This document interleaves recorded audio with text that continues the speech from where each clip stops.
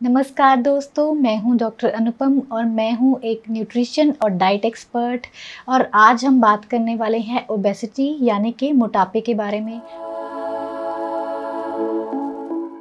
और इसमें हम बात करेंगे कि क्या कॉजेज़ हैं, क्यों होती है ओबेसिटी, क्या इसके साइड इफ़ेक्ट्स हैं, इसकी वजह से हमें क्या क्या दिक्कतें फेस करनी पड़ सकती हैं और कैसे हम इसको रोक सकते हैं, कैसे प्रिवेंट कर सकते हैं, या फिर अगर आप ऑलरेडी ओबीज़ हैं तो इसको कैसे रिवर्स कर सकते हैं। सबसे पहले तो हम बात करेंगे कि हमें कैसे पता चलता है कि एक जो पर्सन है वो ओबीज़ है, इसकी कैलकुलेशन कैसे होती है। तो इसकी कैलकुलेशन बहुत ही सिंपल है, ये एक रेशो होती है हमारी हाइट और वेट की। और अगर हमारी रेशो 18 to 24 के बीच में फॉल करती है तो इसका मतलब आपका जो BMI है वो एक हेल्दी रेंज में फॉल कर रहा है और आप एक हेल्दी पर्सन हो। अगर ये 25 to 29 के बीच में फॉल करती है तो इसका मतलब आप ओवरवेट हो, ओबीज़ अभी नहीं हुए हो लेकिन ओबेसिटी का खतरा आप में शुरू हो चुका है। इससे ज़्यादा बढ़ेगी तो आप ओबीज़ की कैटेगरी में फॉल करोगे। तो अगर ये 30 प्लस हो जाता है हमारा BMI तो आपको हम बोलते हैं कि ये ओबेसिटी आपकी शुरू हो गई है। इसमें भी अलग अलग ग्रेड्स होते हैं, ग्रेड 1, ग्रेड 2, ग्रेड 3। तो जैसे जैसे आपका ग्रेड बढ़ता जाता है तो आपको लाइफस्टाइल डिसऑर्डर्स का खतरा और बढ़ता जाता है। ओबेसिटी के या मोटापे के कारण क्या है, क्यों हमें ओबेसिटी का शिकार होना पड़ता है। सबसे पहले जब हम अपनी कैपेसिटी से ज़्यादा खाते हैं, देखिए जो भी हम खाते हैं वो हमारी बॉडी पचाती है, उसको यूज़ करती है, वो कैलोरीज़ को बर्न करती है और अपनी डे टू डे लाइफ की जो फंक्शंस हैं जैसे ब्रीदिंग है, हार्ट बीट है, जो हम चल रहे हैं, सो रहे हैं, जाग रहे हैं, सोच रहे हैं, इन सब चीज़ों में वो कैलोरीज़ बर्न हो जाती हैं। अगर हम अपनी कैलोरी बर्न करने की क्षमता से ज़्यादा कैलोरीज़ खानी शुरू कर देते हैं तो वो जो एक्स्ट्रा कैलोरीज़ हैं जो यूज़ नहीं हो रही हैं वो बॉडी स्टोर करना शुरू कर देती है और वो स्टोर होते होते फ़ैट में कन्वर्ट हो जाती है। और जब बहुत लंबे टाइम तक ये एक्स्ट्रा फ़ैट हमारी बॉडी में डिपॉज़िट होता रहता है तो हम ओबेसिटी के शिकार हो जाते हैं।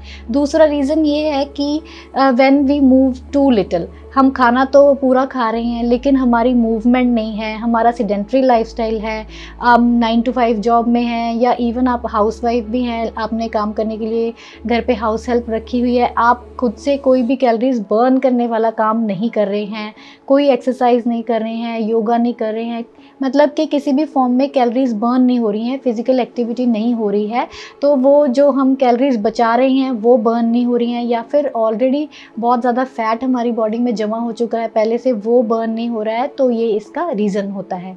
इसके अलावा बहुत सारे हार्मोनल फैक्टर्स हैं।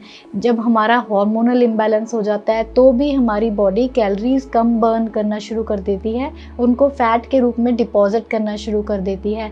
मेन जो हार्मोनल इम्बैलेंसेस होते हैं वो हैं जैसे थायराइड है या फीमेल्स में PCOD या PCOS है। ऐसे जब हमारे कोई ऐसी बीमारी हो जाती है तो हमारी बॉडी कैलोरीज को नॉर्मल तरीके से बर्न नहीं करती है और उसको फैट में कन्वर्ट करना शुरू कर देती है।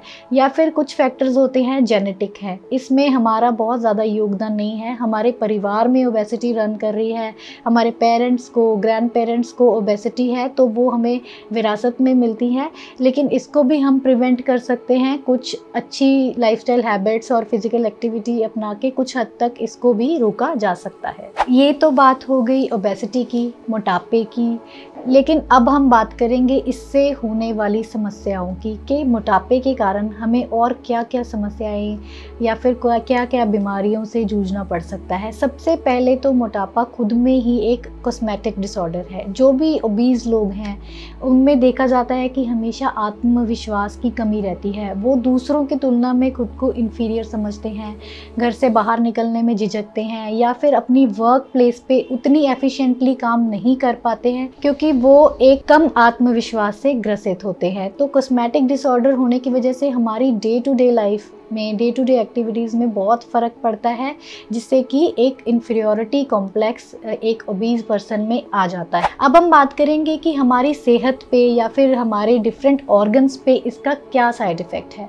तो जो लोग भी ओबेसिटी से शिकार हैं उन लोगों में ज़्यादा चांसेस होते हैं हार्ट डिजीज़ के, स्ट्रोक्स के, गॉल ब्लैडर स्टोन्स के, या फिर बहुत अलग तरीके के कैंसर्स के, या फिर जो भी ओबीज़ लोग हैं उनमें पीसीओडी या थायराइड की समस्या होने के चांसेस ज़्यादा होते हैं। मोटापे के से ग्रसित लोगों में ज़्यादा ऑस्टियोआर्थराइटिस, गाउट जैसी समस्याएं देखने को मिलती हैं, या फिर जो भी एस्थमा है, ऐसी प्रॉब्लम्स भी उनको फेस करनी पड़ सकती हैं, या फिर जिसको हम बोलते हैं स्लीप एपनिया, सोते सोते कई लोगों में सांस बंद हो जाती है। ये सारे जो साइड इफ़ेक्ट्स हैं वो मोटापे के हैं। जैसे कि हमारे शरीर में ज़्यादा चर्बी है तो वो धीरे धीरे चर्बी हमारी जो हार्ट की ब्लड वेसल्स हैं उनमें इकट्ठा होना शुरू हो जाती है, जिससे कि हमें हार्ट डिजीज़ के, हार्ट अटैक्स के चांसेस बढ़ जाते हैं। हाई बीपी के चांसेस भी इसी वजह से बढ़ते हैं, क्योंकि जब हार्ट को ब्लड पंप करना होता है वो प्रॉपरली नहीं कर पाता है एक्स्ट्रा फैट या एक्स्ट्रा चर्बी होने की वजह से, इसलिए उनको ज़्यादा बीपी बढ़ जाता है, या फिर स्ट्रोक होने के चांसेस बढ़ जाते हैं। या फिर जो ओबीज़ लोग हैं वो जब चलते हैं या एक्सरसाइज करते हैं या डे टू डे एक्टिविटीज़ जब अपने करते हैं तो उनका ज़्यादा वज़न अपने घुटनों पे पड़ता है, जिसकी वजह से उनको आर्थराइटिस या फिर घुटनों की समस्याओं से जूझना पड़ सकता है। तो मोटापे की वजह से बॉडी में इन्फ्लेमेशन भी होती है, जिसकी वजह से आर्थराइटिस या गाउट जैसी बीमारियां होने के चांसेस बढ़ जाते हैं। लेकिन राहत की एक बात ये है कि ये जो ओबेसिटी है इसको हम प्रिवेंट कर सकते हैं, होने से रोक सकते हैं, या फिर अगर आपको ऑलरेडी ओबेसिटी है तो इसको हम रिवर्स भी कर सकते हैं। बहुत ही सिंपल सी चीज़ें हमें अपनी डेली लाइफ में अपनानी है। सबसे पहले तो हमें जो भी भोजन खाना है या फिर जो भी हम खाना खाते हैं उनको एक बैलेंस वे में लेंगे। पतले होने के चक्कर में कभी भी अपनी मील्स को स्किप नहीं करिए। बहुत सारे लोगों में ये देखा जाता है कि हम मोटे हो गए हैं तो चलो हम अपने खाना बंद कर देते हैं। मील्स स्किप करना कोई भी एक अच्छा सोल्यूशन नहीं है मोटापा कम करने का। हमें अपनी मील स्किप नहीं करनी है। तीनों मील्स उनके अलावा छोटी छोटी और मील्स लेना बहुत ज़रूरी है। मील स्किप करने से आपका फ़ैट कम नहीं होता है, बढ़ता है। तो सबसे पहला पॉइंट है डू नॉट स्किप मील्स। दूसरा पॉइंट है हैव फ्रीक्वेंट स्मॉल मील्स। अपना भोजन कम मात्रा में खाइए लेकिन फ्रीक्वेंटली उसको 2-2, 3-3 घंटे के बाद खाते रहिए। इससे क्या होगा कि आपकी बॉडी स्टारवेशन मोड से बाहर निकलेगी और जो फैट स्टोर है आपकी बॉडी में उसको बर्न करना शुरू करेगी। तो अपना छोटे छोटे अंतराल में हल्का फुल्का भोजन आप खाते रहिए। तीसरा, हमें अपनी डाइट में हाई फाइबर फूड इंक्लूड करने हैं जो कि हमारी फैट को बर्न करने में हेल्प करते हैं। हाई फाइबर फूड्स जो कि होते हैं होल ग्रेन्स या फिर फ्रूट्स हैं, वेजिटेबल्स हैं, सैलड्स हैं, ऐसी चीज़ों को हम अपनी डाइट में ऐड करेंगे। एक तो ये हमारे पेट को फुल रखते हैं, ज़्यादा भूख नहीं लगने देते हैं, क्रेविंग्स नहीं होने देते हैं, और जो एक्स्ट्रा फैट ऑलरेडी जमा हो चुका है उसको भी पिघलाने में हमारी हेल्प करते हैं। और हमें अपनी डाइट को प्रोटीन में रिच रखना है। अगर हम अपना प्रोटीन लेवल हाई रखते हैं तो इससे हमें क्रेविंग्स कम होती हैं। जैसे कि कई लोगों में मीठे की क्रेविंग है, कई लोगों में स्पाइसी फूड खाने की क्रेविंग है, या फिर कई लोगों को ऑयली फ्राइड फूड खाने की क्रेविंग होती रहती है। अगर हम प्रोटीन ज़्यादा ऐड कर लेंगे अपनी डाइट में तो ये क्रेविंग्स कम हो जाएंगी, तो ऑटोमेटिकली जंक फूड खाना हम बंद कर देंगे। प्रोटीन किस में होता है, जैसे डेयरी प्रोडक्ट्स हैं, मिल्क है, कर्ड, चीज़ है, या फिर कुछ सोया प्रोडक्ट्स हैं, एग्स हैं, लीन चिकन्स हैं, उन सब चीज़ों में हाई प्रोटीन होता है। तो ये हमें क्रेविंग से बचाता है और हमारे फैट मेटाबॉलिज्म में भी हेल्प करता है। और हमें अपनी हाइड्रेशन का बहुत ध्यान रखना है। कभी भी पानी को अंडर एस्टिमेट नहीं करना है। डेली का वाटर इनटेक बहुत बड़ा रोल प्ले करता है हमारे मेटाबॉलिज्म को बूस्ट करने में। जब हम अपनी ज़रूरत से कम पानी पीना शुरू कर देते हैं तो हमारी बॉडी में फ़ैट एक्युमुलेट होना शुरू हो जाता है और उसकी बर्निंग जो प्रोसेस है वो स्लो हो जाती है। तो हाइड्रेटेड रहिए। फ्लूइड्स हम ले सकते हैं, पानी, नारियल पानी, नींबू पानी या लस्सी ले सकते हैं, स्मूदीज़ बना सकते हैं, फ्रूट के शेक्स बना सकते हैं। तो अपने आप को हाइड्रेटेड रखना बहुत ज़रूरी है ताकि आपका मेटाबॉलिज्म बूस्ट रहे। और हमें जो भी प्रोसेस्ड फूड्स हैं, जंक फूड्स हैं, आउटसाइड फूड्स हैं, इन सब का सेवन कम करना है, सीमित करना है, या तो एकदम से बंद ही कर देना है। क्योंकि जो ये प्रोसेस्ड फूड्स होते हैं ये बहुत हाई होते हैं सॉल्ट में और शुगर में, जो कि सीधा बॉडी में जाके फ़ैट में कन्वर्ट हो जाते हैं और ये हमारे हॉर्मोन्स को भी डिस्टर्ब करते हैं, जिसकी वजह से फ़ैट मेटाबॉलिज्म स्लो हो जाता है। तो हमें जंक्स का या फिर जो भी आउटसाइड मार्केट के पैकेज्ड फूड्स हैं उनका सेवन कम से कम करना है। और हमें जो भी भोजन खाना है उसको एक माइंडफुल ईटिंग हैबिट्स के साथ खाना है। जब भी आप खाना खाने बैठें, अपने भोजन को आहिस्ता स्लोली च्यू करके और आराम से खाएं। कभी भी भागते दौड़ते अपना खाना नहीं खाना है।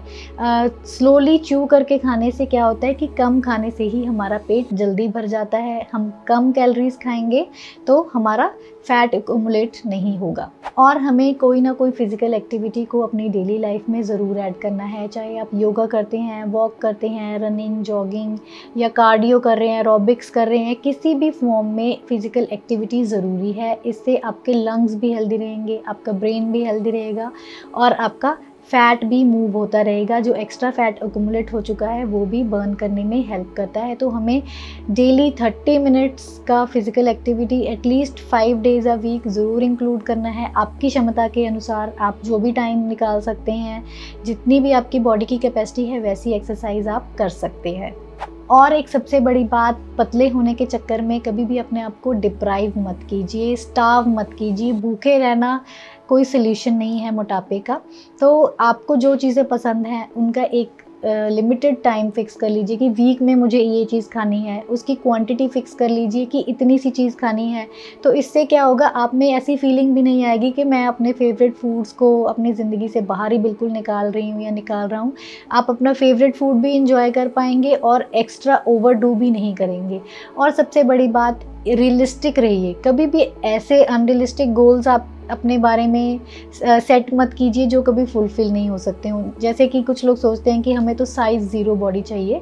तो हर किसी की बॉडी या हर किसी की मेडिकल कंडीशंस ऐसी नहीं हैं कि वो एक साइज़ 0 बॉडी पा सकें। सबसे ज़रूरी चीज़ क्या है कि आप हेल्दी होने चाहिए हो। तो अपने लिए रियलिस्टिक गोल्स सेट कीजिए जो कि आप पूरा कर पाएँ विद इन द रेंज कि आप अनहेल्दी नहीं कर रहे हो, हेल्दी ही रह के अपने गोल्स को अचीव कर सकते हो। और सफलता का कोई भी शॉर्टकट नहीं है। कभी भी ये मत सोचिए कि मैं रातों रात पतला हो जाऊंगा या हो जाऊंगी। तो जैसे आप मोटे होने में आपने सालों लगाए हैं, तो कम से कम महीनों लगेंगे आपको पतले होने में या हेल्दी और फिट होने में। तो शॉर्टकट्स किसी भी चीज़ के हेल्दी नहीं होते हैं। शॉर्टकट्स के पीछे मत भागिए, एक रियलिस्टिक अप्रोच के साथ पतले होने की या फिट होने की कोशिश कीजिए। तो हमेशा मुस्कुराते रहिए, हेल्दी रहिए, मोटिवेटेड रहिए। नमस्कार।